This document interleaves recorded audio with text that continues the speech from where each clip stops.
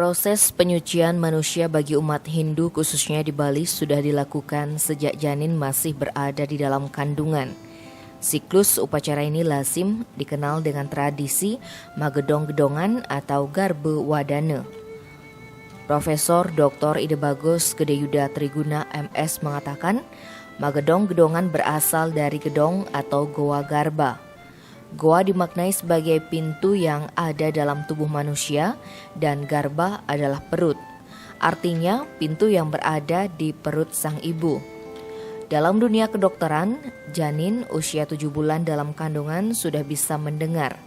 Di dalam sinaptogenesis, yaitu proses terjadinya pembentukan sinap baru dalam sistem saraf otak dan inteligensi mulai usia janin 6 bulan sampai bayi berusia 3 tahun.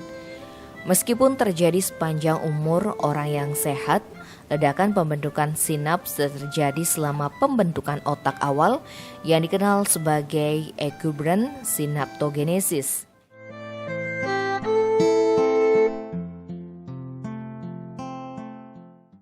Dikatakan Profesor Yuda, ritual Magedong-gedongan sejatinya sudah dijelaskan dalam sejumlah teks suci Hindu seperti Menawa Dharma Sastra Adhyasa 2, Sloka 16. Dalam teks tersebut disebutkan bahwa upacara Magedong-gedongan dilaksanakan untuk ibu yang usia kandungannya di atas 6 bulan Bali atau bulan ke-7 kalender. Pada usia inilah janin sudah diyakini tumbuh dengan sempurna. Ketika istri sedang mengandung, dalam tradisi Hindu seharusnya dibacakan isi pustaka suci seperti Adiparwa, Niti Sastra Bhagavad Gita, Kekawin Ramayana. Terpenting untuk diketahui, saat dibacakan sloka itu sang istri yang sedang mengandung tidak boleh tidur. Pihaknya pun mengutip sepenggal kisah Adiparwa dalam epos Mahabharata. Di sana dikisahkan ketika istri Arjuna bernama Dia Subadra hamil, mengandung anaknya yang bernama Abhimanyu. Saat itu Prabu Kresna bercerita mengenai cara menghadapi perang bernama Cakrawayu dan ketika itu sang Dia Subadra dilarang tidur. Namun titah betara ketika sang Kresna baru bercerita setengah, Dia Subadra sudah tertidur. Itu sebabnya diyakini ketika perang Bratayuda berlangsung, sang Abhimanyu berperang dengan gagahnya. Namun ia terperangkap oleh strategi begawan Bisma sehingga tidak bisa keluar dan terkurung dalam medan pertempuran hingga Abhimanyu menemui ajal. Lanjutnya, upacara Magedong-gedongan tidak hanya sebuah ritus untuk memperoleh atau memohon anak dan ibu mendapat keselamatan, tetapi juga proses pembelajaran anak sejak dalam kandungan. Ada 3 hal penting yang secara garis besar dilaksanakan dalam ritual Magedong-gedongan, yaitu upacara pengerujakan, upacara pembersihan, dan upacara inti Magedong-gedongan.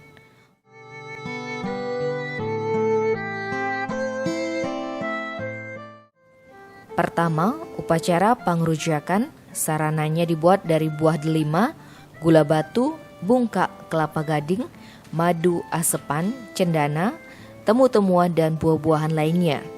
Sarana ini bertujuan agar janin bayi dikenalkan pada saat rasa bahwa hidup ini manis dan juga pahit. Selain itu hidup ini asam, asin, pedas dan kecut. Ada pula sarana pejati dihaturkan kepada Ide Betara Surya dan ajuman katur kepada Ide Betara Guru dan Betara Surya. Maknanya tentu memohon keselamatan kepada anak dan ibunya. Ini sebagai sosialisasi agar memperkenalkan tentang hidup. Upacara kedua adalah melakukan ritual pembersihan diri. Tujuannya agar seluruh kotoran yang ada pada bayi dan ibunya hilang.